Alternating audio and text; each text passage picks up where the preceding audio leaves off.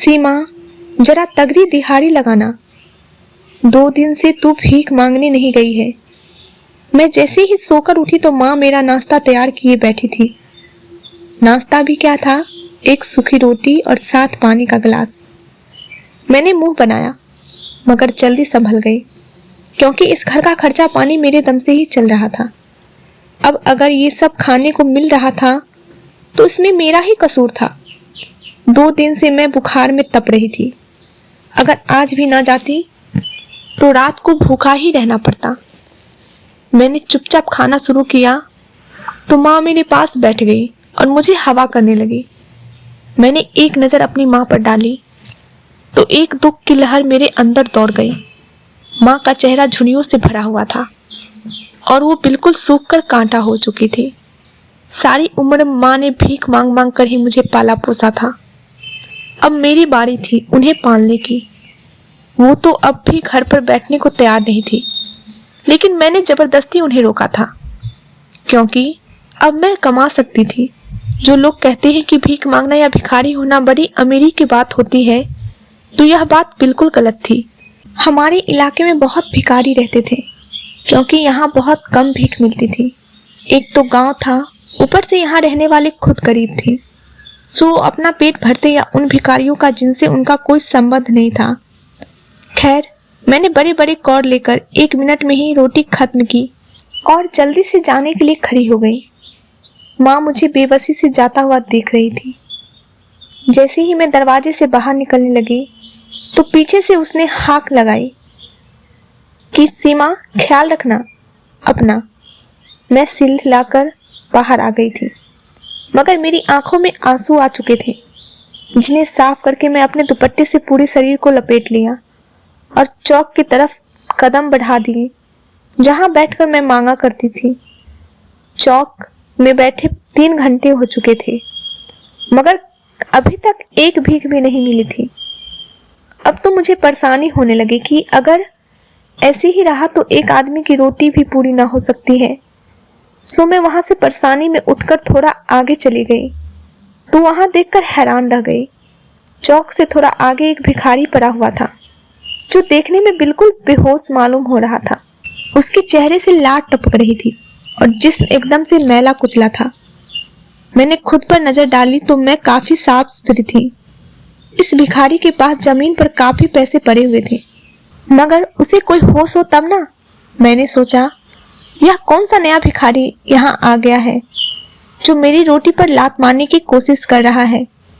मैं धीरे धीरे चलती हुई उसके पास गई और ललचाई नजरों से जमीन पर पड़े पैसों को देखने लगी। अचानक से ही उस भिखारी ने आंखें खोल दी और हाथ बढ़ाकर मेरी टांग पकड़ ली।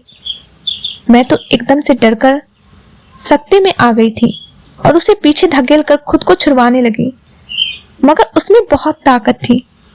उसने एक झटके से मेरी टांग खींची और मैं धड़ाम से नीचे गिर गई। उस वक्त मुझे बहुत डर लग रहा था, क्योंकि एक तो दोपहर का वक्त था और आसपास कोई भी दिखाई नहीं दे रहा था, तो मेरा डर स्वाभाविक था। मैंने हकलाते हुए उससे कहा कि छोड़ दो मुझे, वरना मैं सबको बता दूंगी तुम कोई शरीफ इंसान नहीं हो। मेरी धमकी पर उसे कोई भी असर नहीं हुआ। जब वो बोला तो उसकी आवाज धीमी हो गई, मगर लहजा एकदम से सख्त था। जब तुझे राज मिले तो वो राज ना लेना, छोड़ देना, गुमराह ना करना किसी को, वरना तेरा लिए एक बड़ी मुश्किल होगी, समझ रही है ना। और वो ना जाने क्या कुछ बोल रहा था, मगर मेरी समझ में तो कुछ नहीं आ रहा था। मैं बस डरी हुई थी। जा ले जा पैसा, ये सब तेरे हैं। मैं तो बस तुझे खबरदार करने आया था, बात मान जाना मेरी, अगर वरना कोई करीबी की तो दिक्कत उठाएगी। ले पकड़ ले सब। इतना बोलकर उसने जमीन पर से वो सब पैसे उठाकर मेरी हथेली में पकड़ा दिए और झटके से मेरा पैर छोड़कर उठकर खड़ा हो गया। और मैं हैरानी से उसे देखती जा रही थी, मगर कुछ बोलने की हिम्मत नहीं हो रही थी। शायद मैं समझने की कोशिश कर रही थी कि मेरे साथ ही क्या हो गया है। देखते ही देखते उस भिखारी ने गांव से बाहर के रास्ते पर 30-30 कदम बढ़ाना शुरू कर दिया। मैं उसे रोकना चाहती थी, मगर मेरे गले से आवाज ही नहीं निकल रही थी। कुछ पलों में वो भिखारी दूर होता होता दिखाई देने लगा। मैंने नजरें मोड़कर अपनी हथेली पर देखा तो एक डर की लहर मेरे पूरे शरीर में दौड़ गई। वो पैसे जिन्हें मैं हसरत से देख रही थी वो एक ही पल में मेरे हो चुके थे और अब मुझे वो अपने हाथ पर भारी पत्थर की तरह महसूस हो रहे थे। मैं देख सकती थी कि इनका बोझ बहुत ज्यादा है, लेकिन उस भिखारी ने ये सब मुझे क्यों दिए? मैं तो उसे जानती भी नहीं थी। एक नया सवाल मेरे दिमाग में चलने लगा। शायद मैं कहीं और ही खो जाती, मगर वहां एक दो लोगों ने आने से मुझे मेरी सोचों में गुम होने से रोक दिया। मैंने जल्दी से वो सारे पैसे इकट्ठे किए, दुपट्टे के पल्लू से बांधे और वो टाट भी उठा ली जिस पर भिखारी लेटा हुआ था, मगर इसमें से बदबू उठ रही थी। यहाँ तक कि मेरी सांस लेना भी दुर्लभ हो गई थी। तो मैंने एक साइड पर वो टाट फेंक दिया। दुपट्टे के पल्लू को हाथ में पकड़ा तो अंदाजा हुआ कि अच्छे खासे पैसे हैं, तो और मैं क्या भीख मांगती। सुस्त कदमों से घर की तरफ चल दी, मगर घर की तरफ जाते हुए भी दिमाग में लगातार उसी की सोच घूम रही थी जो हादसा अभी कुछ देर पहले पेश आया था। घर गई तो माँ बर्तन धो रही थी। हैरत से बोली कि जल्दी आ गई तू, कहीं तबीयत ज्यादा खराब तो नहीं हो गई है? तो मैंने उगता कर कहा कि नहीं माँ, ये बुखार उखार नहीं है हम गरीबों के लिए, बल्कि ये कहाँ बीमारी होती है। हम गरीबों के लिए तो अय्यासी होती है। अय्यासी कुछ नहीं, बस भीख मिल गई थी तो उठ पड़ी। आखिरी शब्द कहते हुए मैंने नजरें चुराकर कमरे में लेटी रिंकी पर डाली। वो मुझे देखकर मुस्कुराई, साथ ही उसके मुंह से लार टपकने लगी। तो मैंने आगे बढ़कर पास खड़े कपड़े से उसके मुंह अच्छी तरह से साफ किया और साथ ही उसके माथे पर प्यार करके बाहर आ गई। माँ तू थक गई होगी अकेली रिंकी का ध्यान करके। तो माँ मुस्कुरा कर बोली, अपने बच्चों का ख्याल रखने से कोई माँ तंग नहीं होती। मुझे एहसास है तेरे साथ मैं बड़ी जाती करती हूँ, मगर क्या करूँ, ये पेट जो हम साथ लिए फिर रहे हैं इसे भी तो भरना है। मैंने एक घर में बात की है सफाई सुथराई की, अगर सही पैसे मिल जाए तो बस ये काम छोड़ देना। माँ ने बड़ी खुशी से ये बात की तो मैं एक पल के लिए चुप कर गई, मगर दूसरे पल ही बोल उठी, माँ रहने दे, पहले भी तो तूने लोगों के घरों में काम करना शुरू किया था। क्या भूल गई इन ऊंचे घर वालों ने क्या कहकर तुझे निकाला था? तूने वो इलाका इसलिए बदला था ताकि इज्जत से कमा सके, मगर वो लोग ही क्या जिन्हें किसी की इज्जत की परवाह न हो। माँ तो चुप कर गई, मगर मेरे अंदर आग लग चुकी थी। जो चुपचाप मैं कमरे में रिंकी के बराबर की चारपाई पर आकर लेट गई। मैंने सोना चाहती थी, मगर दिमाग था कि एक जगह टिक ही नहीं रहा था। अतीत में उलझा था। हम दो बहनें और दो भाई थीं। पिताजी को तो कभी नहीं देखा था। माँ कहती है कि तुम्हारे पिता दूर काम करता है। अब कितनी दूर काम करता है ये तो हम नहीं जानते थे, लेकिन बड़े होने पर पता चला कि माँ पिताजी की दूसरी पत्नी है। मेरी माँ बहुत सुंदर औरत थी और झुग्गियों में ही रहती थी और वही काम करती जो माँ के बाप दादा शुरू से करते आए थे, यानी कि भीख मांगना। कमसीन जवानी में पिताजी का दिल माँ पर आ गया और बस उन्होंने तो माँ के झुग्गी की राह पकड़ ली। इस लड़की से मेरा शादी करवा दो, मैं इसी रानी बनाकर रखूंगा। मगर वहां ये रिवाज नहीं था। झुग्गी की लड़कियां झुग्गी में ही जाती थीं। किसी बाहर वाले को किसी तरह भी देना गवारा नहीं था। तो माँ के माँ बाप ने साफ मना कर दिया। जहाँ पिताजी का दिल माँ पर आ चुका था, वहीं माँ भी चुपके चुपके पिताजी को दिल दे बैठी थी। बस फिर क्या था, इन दोनों ने वहां से भागकर शादी करने का सोच लिया। मेरे पिताजी किसी जागीरदार घराने से सपूत थे और जैसे ही इन जागीरदारों का किसी पर भी दिल आ जाता तो उसे हासिल किए बगैर नहीं टिकता। यही हाल पिताजी का था, मगर यहाँ तो अब माँ भी उनको चाहती थी।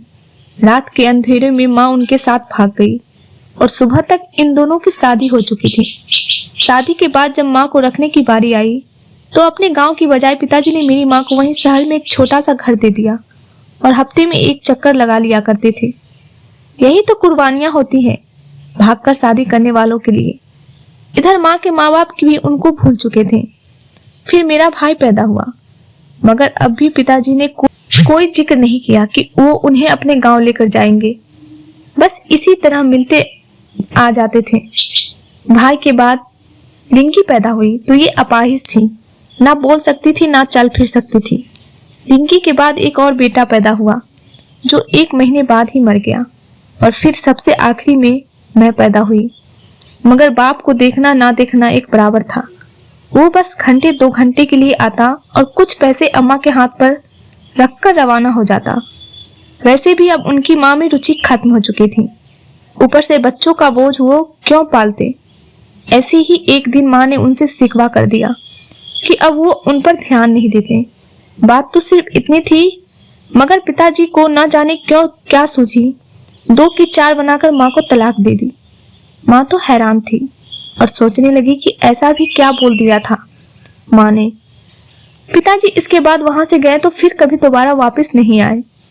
माँ ने उनकी बड़ी राहत तकी, मगर उन्हें लौटना होता तो उसे तलाक ही क्यों देते। ऊपर से मेरे भाई को भी पैसे में रहने की शौक था। जब घर में खर्चे कम होते हुए ना होने के बराबर हो गए तो भाई आए दिन माँ से झगड़ा करता। अक्सर तो हम बहनों को खूब मार लगाता। माँ से इस बात पर झगड़ता कि तुमने पिताजी से तलाक क्यों ली।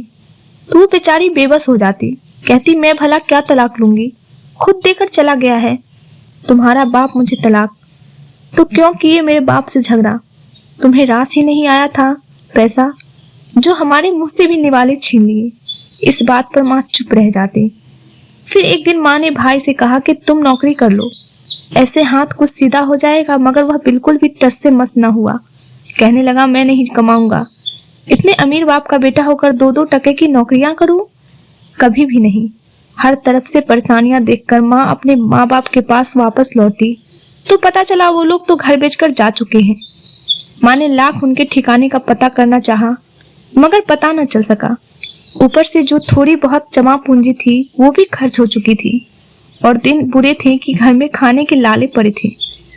भाई ने बड़े आराम से बाहर की किसी से मिलकर इस मकान का सौदा कर लिया जिसमें हम रहते थे और वो ही हमारा आखिरी सहारा था। जब माँ को सच्चाई का पता चला तब तक भाई पैसे भी लेकर जा चुका था और एक दिन ऐसे ही जिसने मकान खरीदा था उसने हमें बाहर निकाल दिया। तब भाई ने अच्छा बनते हुए एक किराए का मकान ले दिया। जब माँ ने पैसों की बात की तो वो तो जैसे सांप की तरह फन फैलाए बैठा था। कहने लगा ये मेरे बाप का पैसा है और उसके साथ अब तुम्हारा कोई संबंध नहीं। तुम किस हक से पैसे मांग रही हो, मैं तो 1 पाई नहीं दूंगा। हाँ इतना शुक्र करो कि किराए का मकान दे दिया है। माँ चुप हो गई। लेकिन जब महीने बाद किराए देने की बारी आई तो तब भी भाई बड़े आराम से मुकर गया और कहा कि घर दे दिया है, अब कम से कम किराया तो खुद दो। फिर देखते ही देखते खर्चों के डर से भाई ने अपना सामान समेटा और रात के अंधेरे में ना जाने कहां निकल गया। पीछे हम माँ बेटियां डर से दोहरी हुई जा रहे थे। एक रात घर में खाने को कुछ नहीं था तो रिंकी भूख से बिलखने लगी, जिसे माँ ने बड़ी मुश्किल से चुप करवाया और कहा कि तुम फिक्र ना करो, देखना कल तुम्हें भूखा नहीं सोने दूंगी। मैंने पूछा माँ क्या करोगी, सारे पैसे तो भाई अपने साथ ले गया। तो वो मेरी बात पर चुप रही और कोई जवाब न दिया। मैं भी चुप हो गई। मगर ये बात सुबह खुली कि माँ अपना पुश्तैनी काम करेगी, यानी भीख मांगेगी। मैं बहुत परेशान थी। माँ से पूछा कि तुम भीख क्यों मांगोगी, और भी तो 100 तरह के काम है, उनमें से कोई काम कर लो। तो वो कहने लगी कि इन 100 तरह के कामों की मजदूरी महीने के बाद मिलेगी और मेरी बेटी आज भूखी बैठी है। वैसे भी पहले अपने माँ बाप के लिए मांगा करती थी, अब अगर तुम लोगों के लिए मांग लूंगी तो क्या बुराई है। बस मुझे ना रोकना, मुझे अब किसी सही गलत का नहीं पता। मैं चुप हो गई। वैसे भी सारे हालात मेरे सामने थे। माँ घर से चली गई और जाते जाते मुझे रिंकी का ख्याल रखने को कह गई, साथ ही दरवाजा भी बंद रखने को बोला दिया। शाम को माँ घर लौटी तो उसने हाथ में राशन के थैले पकड़े हुए थे, जो देखकर दिल में सुकून उतरा। मगर दूसरी तरफ मेरे दिल में भाई और पिता के लिए बहुत नफरत भी आई थी।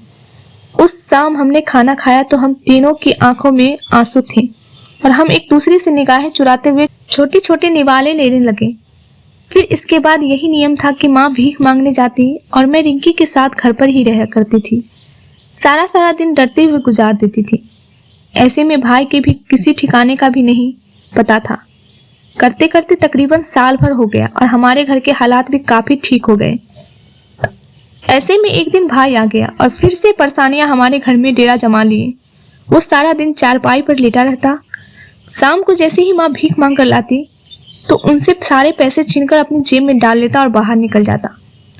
भगवान जाने वो नशे पर लग गया था या जुआ खेलता था। बस इतना मालूम है कि 2 की बजाय अब 1 टाइम की रोटी बनाना शुरू हो गई थी।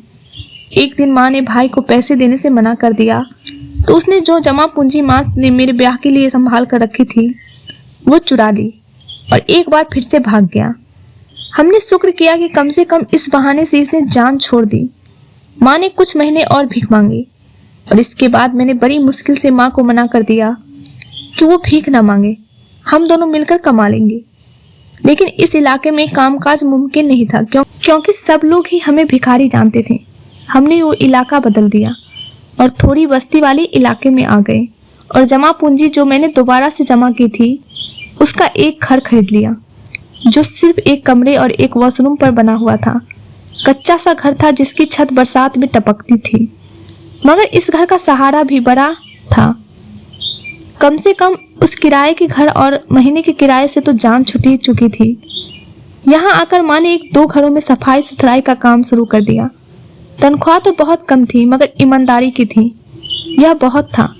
मैं भी अक्सर माँ के साथ काम करने चली जाया करती थी।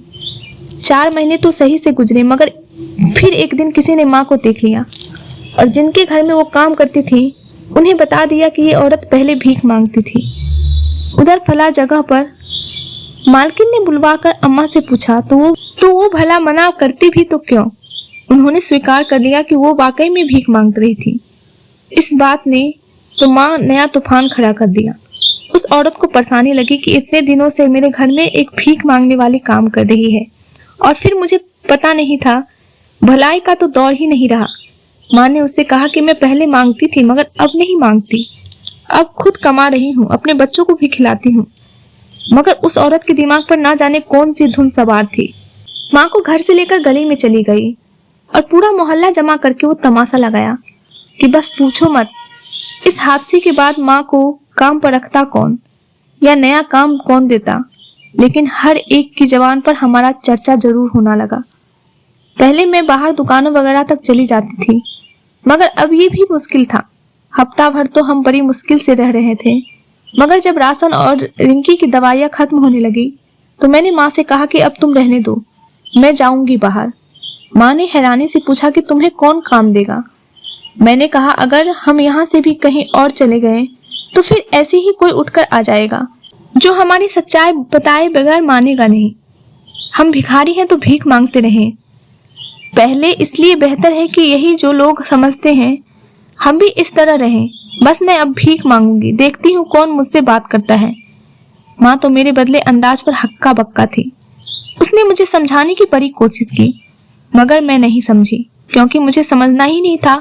जब पेट की आग समझने नहीं दे रही थी तो मैं आखिर क्यों समझती। बस माँ से अहम बातें पूछकर मैं घर से निकल पड़ी थी और उधर चौक में जाकर एक जगह बैठ गई। पहले तो लोगों ने मुझे हैरानी से देखा और कानों में बातें करने लगे मगर मैं भी ठीठ बनी रही, उन्हें अनदेखा किए बैठी रही। जब मेरे पास से कोई गुजरता तो हाथ बढ़ाकर भीख मांग लेती। कभी कोई मेहरबानी करके दे देता तो कभी कोई छिड़क देता। मैंने किसी की भी बात का बुरा नहीं माना क्योंकि यही तो हकीकत थी इस काम की। अगर बैठे बैठे थक जाते तो इधर उधर खड़े होकर मांगना शुरू कर देती। अक्सर तो लोग ऐसी ही बातें ही कर जाते हैं कि खड़े खड़े ही जमीन पर गिर जाती है। ऊपर से हुस्न भी बला का था, इसलिए माँ मुझे बाहर भेजते हुए डरती थी। 1 हफ्ते के बाद तो माँ की बस हो गई। उसने मुझे मना कर दिया कि सीमा तू ना जाया कर, मैं खुद ही चली जाया करूंगी। मगर मैं भी माँ को साफ कह दिया कि अब मैं निकल खड़ी हुई हूँ तो किसी तरह पीछे नहीं हटूंगी। माँ बेचारी चुप करके रह गई मगर शायद अभी हमारी परीक्षा खत्म नहीं हुई थी जब एक दिन फिर से भाई हमारे घर चला आया। इस बार माँ ने उसे घर में दाखिल ही नहीं होने दिया और कहा कि जहां से आया है वहीं पर चला जा, मैं तुझे यहाँ नहीं रखूंगी। भाई ने बड़ी विनती की तो माँ ने कहा कि मोहल्ले वालों से पिटवा दूंगी। आखिरकार उसे जाना पड़ा मगर जाने से पहले उसके चेहरे पर कोई बात थी जो मैं बड़ी आसानी से पढ़ सकती थी। वो अंदर ही अंदर कोई फैसला करके आया था जिसे मैं डर गई थी मगर माँ को समझ नहीं आ रहा था।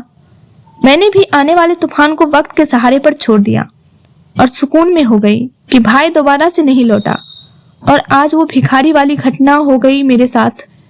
इसी तरह सोचते सोचते कब नींद की वादियों में उतर गई, होश ही नहीं रहा। मेरी आंख अगली सुबह खुली। कल की भीख के पैसे तो थे। फिर मैंने रिंकी को साथ लिया और अस्पताल चली आई, जहां डॉक्टर ने बताया कि इसमें कुछ बेहतरी आ रही है।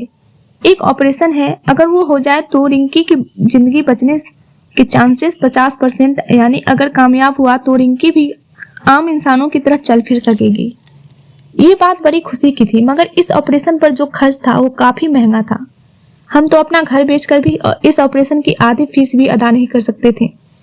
मैंने माँ से बात की तो वो चुप रह गई।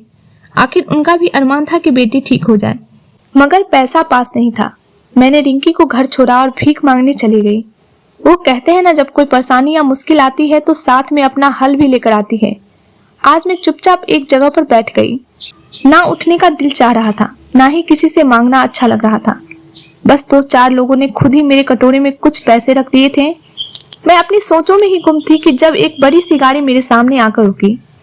अगर कोई आम सा दिन होता तो मैं झट से उठकर भीख मांगने के लिए भागती, मगर आज मेरा दिल रिंकी की तरफ अटका हुआ था, जो मैं अपनी जगह से ही नहीं उठी। मगर हैरान रह गई जब गाड़ी में एक बूढ़ा सेठ निकलकर मेरे सामने खुद ही आ गया। मैंने उसे देखने के बाद भी अपना कटोरा आगे नहीं किया और ना ही उसने कोई पैसे मेरी तरफ बढ़ाए। मैं जिस तरह बैठी थी उसी पोजीशन में बैठी रही। जब वो सेठ मेरे सामने आकर बोला, परेशान लग रही हो?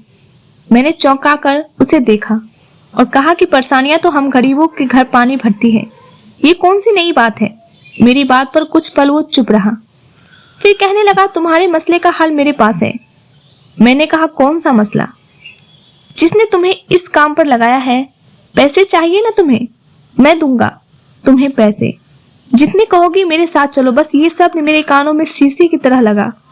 मैं सख्ती से बोली, सेठ अगर इज्जत प्यारी है तो यहाँ से चले जा, वरना तो हाल करूंगी कि शीशे में भी खुद को नहीं पहचान सकेगा। मेरी बात पर गुस्सा होने की बजाय वो हंसने लगा और बोला कि ऐसे थोड़ी लेकर जा रहा हूँ, शादी करके लेकर जाऊंगा। मैंने हैरत से पूछा कि इससे तुझे क्या मिलेगा? सेठ कहने लगा कि भले इससे मुझे कुछ ना मिले, मगर तुम्हारे घर में पैसा आ जाएगा। चलो उठो, ये मौका मत गवाओ। कुछ सोचते हुए मैंने झट से खड़ी हो गई, क्योंकि मेरी नजर के सामने रिंकी थी, जिसे मैं भूल नहीं सकती थी। अब अगर मेरे साथ कुछ बुरा होता तब भी मैं इतनी बहादुर थी कि हालात का मुकाबला कर सकती। मैं उसके साथ गाड़ी में बैठ गई और कुछ ही देर बाद हम एक घर में थे जहां हमारी शादी हुई। ये सब मुझे किसी फिल्म की तरह लग रहा था और मैं हैरान सी थी कि ये सब मेरे साथ क्यों हो रहा है। शादी के बाद सेठ मुझे अपने साथ अपनी हवेली में लेकर आया, जहां बहुत से लोग थे। उन लोगों ने मुझे सेठ के साथ देखा तो वो सब छुप गए और औरतें आगे बढ़कर मेरे हाथों को चूमने लगी, जिससे मुझे बहुत उलझन हो गई, मगर मैं बर्दाश्त किए आगे बढ़ती चली गई। आखिरकार एक हॉल में पहुंचकर मैं और सेठ सोफे पर बैठ गए और हमारे सामने बहुत से लोग थे। अचानक मैंने एक साइड पर देखा तो मेरे होश उड़ गए, क्योंकि वहां मेरा सगा भाई खड़ा था। मैं फौरन उठकर उसकी तरफ बढ़ी तो सेठ भी हड़बड़ाकर मेरे पीछे वहीं पर चला आया और साथ ही कमरे का दरवाजा भी बंद कर दिया। अब हम तीनों के अलावा वहां कोई नहीं था। मैंने भाई से कहा कि तुम्हारी वजह से ये दिन मुझे देखना पड़ा है। पीछे से सेठ ने मेरी बात पर कहा कि हाँ, इसी की वजह से तुम्हें इतना बड़ा दिन देखने को मिल रहा है। अगर ये तुझे तुम्हारा ना बताता तो मेरा तो धंधा ही बंद हो जाता। यह बात सुनकर मेरा माथा एकदम से ठनक गया। मैंने कहा, क्या बात कर रहे हो? तो सेठ हकलाकर बोला, यार अपनी बहन को बताया नहीं? इस बात पर भाई भी मुस्कुरा दिया और कहा कि खुद ही बता दे। सेठ कहने लगा कि बात यह है कि मैंने तुम्हें खरीद लिया है। तुम्हारे भाई से शादी तो बस एक कागजी करवाई थी। दरअसल मेरी पत्नी बड़ी भगवान वाली थी, जिसे दुआ देती कबूल हो जाती थी। फिर ऐसा करते करते लोगों ने उसे पैसे देने शुरू कर दिए और उस औरत ने मुझे सेठ बना दिया। मगर अफसोस 3 दिन पहले वो मर चुकी है। लेकिन लोगों को तो नई साध्वी चाहिए। तुम्हारा भाई मेरे पास ही काम करता है, तो इसने तुम्हारे बारे में बताया, तो मैंने तुमसे शादी कर ली। अब तुम्हारा काम बस सिर्फ इतना है कि लोगों को आशीर्वाद देती रहना और झूठी सच्ची कोई भी बात बना देना। यह ध्यान रहे कि धंधा बंद ना हो। यह सुनकर तो मैं सख्ते में आ गई थी। और सोचने लगी कि क्या कोई भाई इस कदर भी गिर सकता है कि धर्म के नाम पर बने कारोबार पर मुझे बेच डाला। उसी वक्त मुझे उस भिखारी की बात याद आ गई, जो मेरे रोंगटे खड़े हो गए। यानी वो भिखारी मुझे इसी बात को आगाह कर रहा था। फिलहाल कुछ नहीं हो सकता था। मैंने सेठ की बात पर हामी भरी और कहा कि शाम को मुझे घर जाना है, मेरी माँ को कुछ पता नहीं है। सेठ तो बड़ा खुश था, उसने मुझे ड्राइवर के साथ घर भिजवा दिया। मैंने रात रुकने का कहा और उसी रात अपनी माँ और बहन को लेकर एक दूसरे शहर के एक धर्मशाला में ठहर गई। जो भी थी, मैं ईमानदारी से भीख मांगकर खा सकती थी, मगर भगवान के नाम पर धोखा नहीं दे सकती थी। भले ही मेरी शादी हो चुकी थी, मगर मुझे दोबारा शादी करने की कोई चाह भी नहीं थी। मुझे बस अपनी इस शैतान खोपड़ी में भाई से पीछा छुड़ाना था, जिसने ना जाने कितने पैसे के बदले मुझे बेच डाला था। तो दोस्तों, इस कहानी को लेकर आपकी क्या राय है, कमेंट बॉक्स में जरूर बताएं। और अगर कहानी अच्छी लगी तो प्लीज़ लाइक करें और हमारे चैनल को अभी तक सब्सक्राइब नहीं किया है तो जरूर कर लीजिएगा। तो मिलते हैं ऐसी मोटिवेशनल कहानियों के साथ। धन्यवाद दोस्तों।